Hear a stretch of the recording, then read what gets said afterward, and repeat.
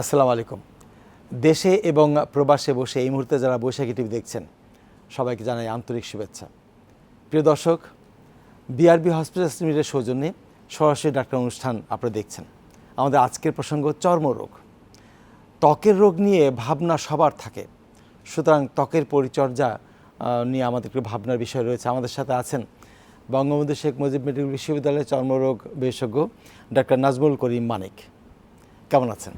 আসসালামু আলাইকুম, ভালো আছি। জি দর্শক, শুরুতে একটা কথা বলতে ইচ্ছে করছে, শীতকালে না গরমকালে কোন মৌসুমে চর্মরোগ বেশি হয়? ডাক্তার নাজমুল। বাংলাদেশের যে আবহাওয়া তাতে শীতকাল খুব সীমিত সময়ের জন্য থাকে।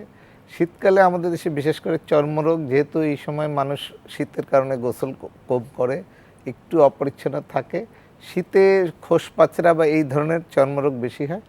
আর গরম আমাদের দেশে যেহেতু বেশি এবং গরমের আবহাওয়া একটু আর্দ্র থাকে, এই সময় মানুষের শরীর ঘেমে যায় এবং সেই কারণে গরমে বেশ কিছু রোগ দেখা যায়।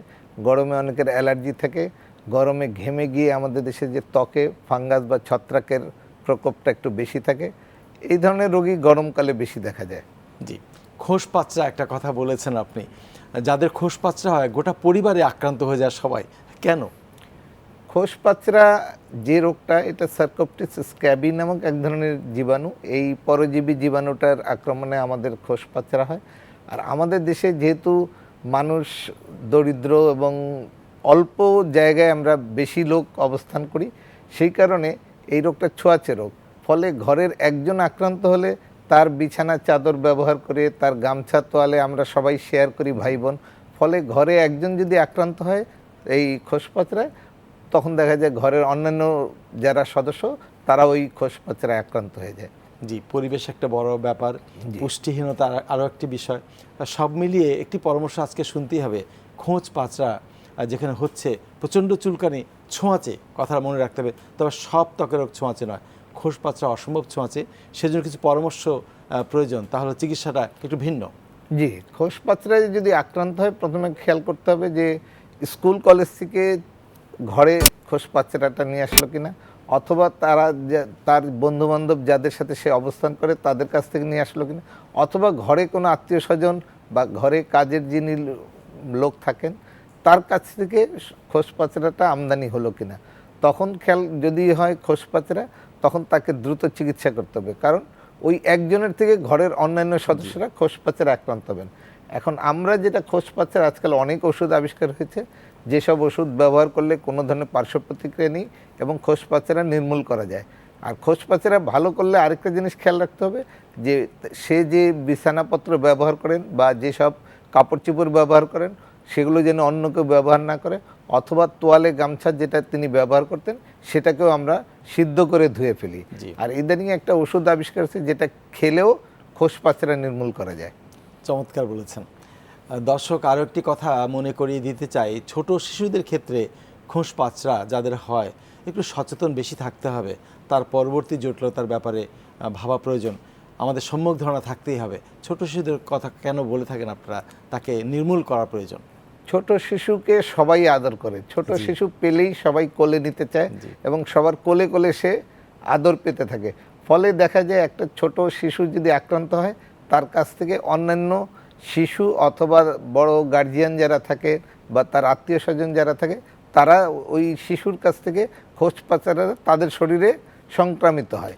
এই জন্য আমরা শিশু যদি আক্রান্ত হয়, সে নিজে বলতে পারে না, অথচ দেখা যায় যদি সে একটু বুঝতে শিখে, তার গা চুলকিয়ে সে রক্ত বের করে এবং সেখানে ঘা হয়ে যেতে পারে। আর খোসপাচড়ার একটা প্রতিক্রিয়া আছে যেটা কিডনি সবচেয়ে বেশি, যেটা অ্যাকিউট গ্লোমেরুলোনেফ্রাইটিস বলি আমরা, এই কিডনি রোগে সংক্রমণ হওয়ার সবচেয়ে বেশি ভয় থাকে। এই জন্যই যদি শিশুদের চর্মরোগ বিশেষ করে খোসপাচড়া দেখা যায়, আমরা যেন সেটা দ্রুত লক্ষ্য করি এবং সেই খোসপাচড়া নির্মূলের দ্রুত চিকিৎসা গ্রহণ করি। বিষয়টা খুব গুরুত্বপূর্ণ আলোচনা ছিল। আরও একটি বিষয়, পায়ের আঙ্গুলের ফাঁকে ফাঁকে ঘা হয়েছে, ভালো হতে চায় না, এবং সেটাও তাকে নিষেধ করা সত্ত্বেও যেমন কিছু পরামর্শ থাকবে আজকে আলোচনায়, সেগুলো খেয়াল করবেন, সেগুলো না মানলে ভালো হতে চাইবে না। আসুন, পায়ের আঙ্গুলের ফাঁকে ফাঁকে ঘা। পায়ের আঙ্গুলের ফাঁকে যে ঘাটা, এটা সবচেয়ে বেশি আমরা এক ধরনের ছত্রাক যেটা ক্যান্ডিডা বলি, এবং এই ক্যান্ডিডিয়ার আক্রমণকে আমরা ক্যান্ডিডিয়াসিস বলি। পায়ের ভাঁজে আমাদের আঙ্গুলগুলো এমনভাবে অবস্থান যে এই আঙ্গুলের ফাঁকে পানি জমে থাকে। আবার অনেকের আছে পা তলা ঘামে, তাদেরও দেখা যায় এই আঙ্গুলের ফাঁকগুলোতে পানি জমে থাকে। এছাড়া আমরা ঘরে বেশিরভাগই খালি পায়ে অবস্থান করি এবং আমরা বাথরুমে বা এইসব স্যাঁতস্যাঁতে জায়গায় আমাদের যাওয়া পড়ে, রান্নাঘরে যদি যারা কাজ করেন তাদেরও ওই সব জায়গায় যাওয়া পড়ে। এই আঙ্গুলের ফাঁকে যদি পানি জমে থাকে বা ভিজা থাকে, তখন এই ক্যান্ডিডা বা এই ছত্রাকের সংক্রমণ হয়ে থাকে এবং এই জায়গায় একটা স্যাঁতস্যাঁতে ঘা হয় এবং এটা সহজে ভালো হতে চায় না। এই জন্য এইটা যদি হয় আমাদেরকে কিছু সতর্কতা অবলম্বন করতে হবে। যেমন পায়ের আঙ্গুলের ফাঁকগুলো শুকনা থাকে, যারা বারে বারে নামাজ পড়ে উজু করে, সেই উজু করার পর আঙ্গুলের ফাঁকগুলো আমরা বলি যে একটা তোয়ালে বা গামছা আলাদা রাখবেন, সেটা দিয়ে আঙ্গুলের ফাঁকগুলো যেন মুছে শুকনা করে রাখে। এবং এছাড়া ছত্রাক বিরোধী কিছু মলম বা খাওয়ার ওষুধ আছে, সেগুলো খেয়ে আমরা বলি যে পায়ের আঙ্গুলের ফাঁকে যদি ঘা থাকে দ্রুত আমরা এগুলোকে আরোগ্য লাভ করতে পারি, সেই ব্যবস্থা নেওয়ার জন্য বলি। ধন্যবাদ ডক্টর নাজমুল করিম। আরেকটা প্রসঙ্গে আমরা আসি যে খুব বিব্রতকর, হাত ঘেমে যায়, এমনকি কলেজ স্কুলের ছাত্র সে লিখতে গেলে কলম পিছলে যাচ্ছে। হাত ঘামা এটা কি কোনো কঠিন রোগ? হাত ঘামা কঠিন রোগ বলতে আমরা যেটা বুঝি যে এটা একটা বিব্রতকর সমস্যা এবং এই হাত পা ঘামে যাদের, তাদের সারা জীবনই এই রোগটা ভালো হয় না। বিশেষ বিশেষ সময় এই হাত পা ঘামাটা একটু বেড়ে যায়, যখন কোনো পরীক্ষা বা বিশেষ কোনো দুশ্চিন্তা, তখন দেখা যায় তাদের হাত পা বেশি ঘামছে। তারা কোনো ভালো স্যান্ডেল জুতো পায়ে দিতে পারে না, স্যান্ডেল পরলে বলে যে আমার পা স্যান্ডেলের আগে চলে যায়, ফলে হাঁটতে গিয়ে পিছলে যায়। আর হাতে ঘামলে যেটা আমাদের সবচেয়ে বেশি প্রয়োজন, লেখাপড়া করা, হাতে সে কলম ধরতে পারে না, পেন্সিল ধরতে পারে না, খাতা ভিজে যায়, কোনো কিছু হাতে গুরুত্বপূর্ণ কাগজ, সার্টিফিকেট, এগুলো সে হাতে রাখতে পারে না, ফলে একটা বিড়ম্বনাকর সমস্যা। আমরা পরামর্শ শুনবো কি ব্যবস্থা করা যায়। একটা ফোন এসছে, কথা বলি। হ্যালো। হ্যালো, আসসালামু আলাইকুম। ওয়ালাইকুম সালাম। পরিচয় দিয়ে প্রশ্ন করুন। জি, আমি নীলুফার ইয়াসমিন, আমার বাসা শনি রাখরা। জি, কি তো সমস্যা? আমার মেয়ের হাতের টিপায় এই একজিমার মতো হয়েছে। এগুলো আমি এমনি অনেক ডাক্তার দেখাইছি, হোমিও খাওয়াইছি, কিন্তু কোনো মতে এগুলা ভালো হচ্ছে না। কালকে দেখাইছি, বলতে যে পিজিমিজিতে নিয়ে যেতে। তা আমি চাই ভালো একজন চর্মরোগের ডাক্তারের স্মরণ করতেছি এবং দেখাচ্ছি। কি করতে পারে আমাকে একটু পরামর্শ দেন। ধন্যবাদ, আমাদের সাথে থাকুন। জি, ধন্যবাদ আপনাকে। কিন্তু হাতের চিপায় একজিমা, এইটা আপনি নিঃসন্দেহ কিভাবে হলেন? হাতের চিপায় যেটা বলতে, যে হাতের আঙ্গুলের ফাঁকে যদি ঘা হয়, এটা সেই একটু আগেই আমি বলেছি যে যাদের হাত ঘামে বা ভিজা পানিতে কাজ বেশি করেন, তাদের এই আঙ্গুলের ফাঁকে ছত্রাক জাতীয় রোগ, যেটা ক্যান্ডিডার আক্রমণটা বেশি হয়। এক্ষেত্রে তিনি হাতকে শুকনা রাখবেন এবং আঙ্গুলের ফাঁকে ছত্রাক বিরোধী ওষুধ ব্যবহার করবেন এবং তাতেই তিনি ভালো হয়ে যাবেন। এছাড়া অনেক সময় দেখা যায় যে হাতে বিভিন্ন কারণে কোনো কেমিক্যাল অথবা কোনো কসমেটিক্স যেগুলো ব্যবহার করি, সেই কসমেটিকে যদি সংবেদনশীল বেশি হয়, তখন দেখা যায় যে তাদের এক ধরনের কন্ট্যাক্ট ডার্মাটাইটিস, অর্থাৎ ছোঁয়ার কারণে, সংবেদনশীলতার কারণে আমাদের হাতে এক ধরনের একজিমা হয়। তখন আমাকে খেয়াল করতে হবে যে আমি কোন ক্রিম বা কসমেটিক্স ব্যবহার করার ফলে আমার হাতে এই একজিমাটা হচ্ছে। সেই জিনিসগুলো থেকে আমার হাতকে দূরে রাখতে হবে এবং যদি একজিমা হয়ে থাকে তাহলে একজিমার একটা চিকিৎসা করতে হবে। একজিমাটা আরেকটা জিনিস যে অনেক সময় দেখা যায় খাওয়া দাওয়া যে আমরা করি বা যারা রান্নাবান্না করি বা বিভিন্ন ধরনের কাজ করি, আমার হাত সবসময় একটা কিছুর সংস্পর্শে আসছে, সেই জিনিসটাকে আমার পরিহার করতে হবে। এবং যদি একজিমাই হয়ে থাকে তাহলে একজিমা বিরোধী একটা চিকিৎসা নিয়ে আমাকে পরবর্তীতে সতর্ক হতে হবে, যেন আমি সেই সব সংবেদনশীল জিনিসগুলোর থেকে আমার হাতকে দূরে রাখি। হাত ঘেমে গেলে তার ব্যবস্থাপনা কি, ডক্টর নাজমুল করিম? হাত ঘামা একটা বিব্রতকর সমস্যা, যে রোগটা স্থায়ীভাবে নির্মূল করা যায় না। হাত ঘামার সাথে একটা বিশেষ রোগের আবার সংযোগ আছে। যাদের থাইরয়েডের সমস্যা থাকে, দেখা যায় যে সেই থাইরয়েডের সাথে আমাদের হাত ঘামার একটা বিশেষ সম্পর্ক থাকে। আমরা এই জন্য প্রথমে তাদেরকে একটা থাইরয়েডের পরীক্ষা করে দেখি যে থাইরয়েডে তার কোনো অস্বাভাবিকতা আছে কিনা। যদি না থাকে তখন আমরা বলি ইডিওপ্যাথিক, যে তার একটা হাত ঘামার প্রবণতা বেশি। এই হাত ঘামায় আমরা সাধারণত এক ধরনের lotion, 20% aluminium chloride in absolute alcohol, এই লোশনটাকে আমরা বাজারে ড্রাই কেয়ার নামে পাওয়া যায়, রাতে হাতে একবেলা লাগাতে বলি। এছাড়া যদি এই হাত ঘেমে যাওয়ার কারণে কোনো একজিমা বা অন্য কোনো অসুবিধা হয়, সেইটার জন্য আমরা একটু ওষুধ দিয়ে থাকি, যে এটা লাগানোর জন্য।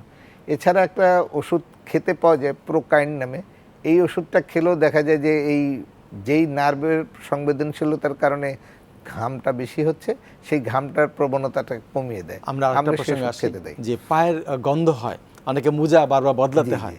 জি, পা উত্তরটা ঘামাটাও নেব তার আগে একটা ফোনে যাই, কে যেন অপেক্ষা আছেন, কথা বলি। হ্যালো হ্যালো, হ্যালো, আসসালামু আলাইকুম। ওয়ালাইকুম সালাম। সমস্যার জি, আমি কথা বলুন। কুমিল্লা থেকে ইমন বলছি। জি, জি স্যার, আমার সমস্যা হচ্ছে আমার মাথায় চুল উঠে যায়, মাথা চুলকায় এবং আপনার বয়স কত? আমার বয়স 24। 24 বছর, মাথায় চুল ঝরছে। ধন্যবাদ। মাথায় প্রচুর পরিমাণে চুল উঠতেছে। জি, আমরা বুঝতে পেরেছি। এন্ডোজেনেটিক এলোপেশিয়া যেটা আমরা বুঝতে পেরেছি। পায়ের ঘামেরটা গন্ধের কথা শুনতে যাচ্ছিলাম। আচ্ছা, পায়ের যেটা ঘামে, যদি পা ঘামে যায় তখন দেখা যায় যে মোজা ব্যবহার করলে আরো বেশি ঘামে, জুতা ব্যবহার করলে তখন সেই ঘাম থেকে ছত্রাকের সংক্রমণ। জি, ছত্রাক থাকলে পাটা দুর্গন্ধ হয়ে যায়।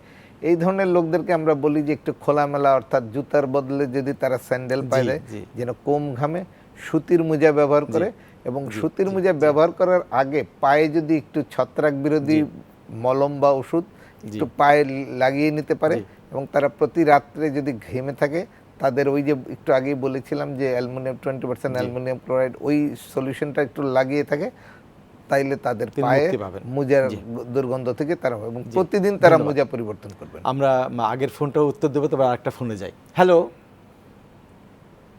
হ্যালো, আসসালামু আলাইকুম। ওয়ালাইকুম সালাম। পরিচয় দিয়ে প্রশ্ন করুন। হ্যাঁ স্যার, আমি আমার নাম হচ্ছে মিতা। আমার বাচ্চার বয়স 8 বছর। জি, তো আমার বাচ্চার স্যার 3 থেকে 4 মাস যাবতীয় ওর পায়ের নিচে বিভিন্ন জায়গায় স্পটের মতো। আচ্ছা, তো ওর ওই জায়গাটা শুধু শক্ত হয়ে থাকে, এরকম প্রথম অবস্থায় ব্যথা করতো, তারপরে আস্তে আস্তে কিরকম শক্ত হয়ে যেত, এরকম এই 2 পায়ে। তো কালো কালো দাগ হয়েছে, কালো কালো দাগ হয়েছে। হ্যাঁ হ্যাঁ, একটু হ্যাঁ স্যার, এই জায়গাটা কালো কালো হয়ে যায়, আর জায়গাটা একদম শক্ত হয়ে থাকে। চুলকায় কি? তো প্রশ্ন না, হ্যাঁ, করবেন? চুলকানি নাই স্যার কোনো। কোনো চুলকানি নেই? তো স্যার আমি কয়েকবার ডাক্তার দেখানোর পরে তারা বিভিন্ন মলম দিল, 90.5, তারপরে ছত্রাক জাতীয় কিছু খাবার ট্যাবলেট দিল, ছত্রাক খাওয়ার পরে কমলো না।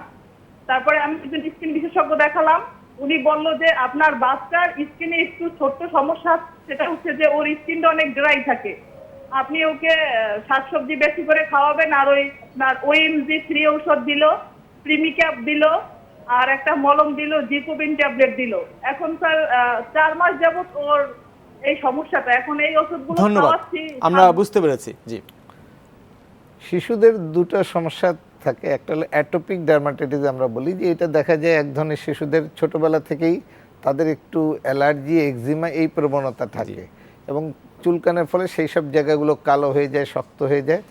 তো ওনার শিশুর যেটা হচ্ছে, বা দেখলে হয়তো আমরা আরো ভালোভাবে বলতে পারতাম, তারপর ওনাকে যেটা দিয়েছে মাইল্ড এক ধরনের স্টেরয়েড লাগাতে বলেছে, এবং অ্যান্টিহিস্টামিন যদি ওষুধ খেতে বলা হয়, এটাই বেশি, কারণ ছত্রাক এই সময় তার পায়ের হওয়ার কথা না। আর যদি শুকনো চামড়া থাকে, তাহলে আমরা বলবো যে তিনি মাঝে মধ্যে যেন ময়শ্চারাইজার জাতীয় লোশনটা একটু বাচ্চার মনে করে দিনে 2 বার অন্তত কিছুদিন লাগাবে, এবং একজন বিশেষজ্ঞ চিকিৎসকের পরামর্শ নিশ্চয়ই ভালো হবে। ভালো।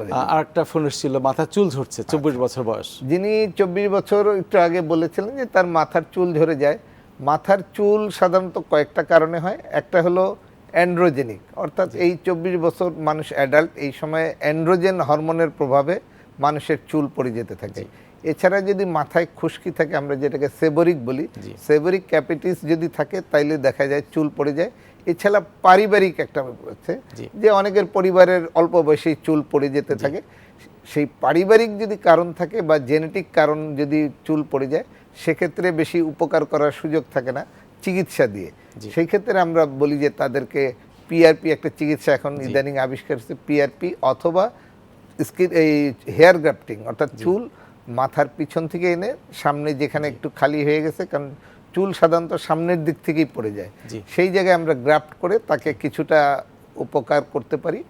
আর যদি খুশকির কারণে চুল পড়ে, আমরা খুশকি বিরোধী ওষুধ দিই, এবং ইদানিং একটা H-বায়োটিন ট্যাবলেট যেটা আবিষ্কার হয়েছে, এই H-বায়োটিন ট্যাবলেট খাওয়ালে দেখা যায় যে তার চুল পড়া কমে যায়।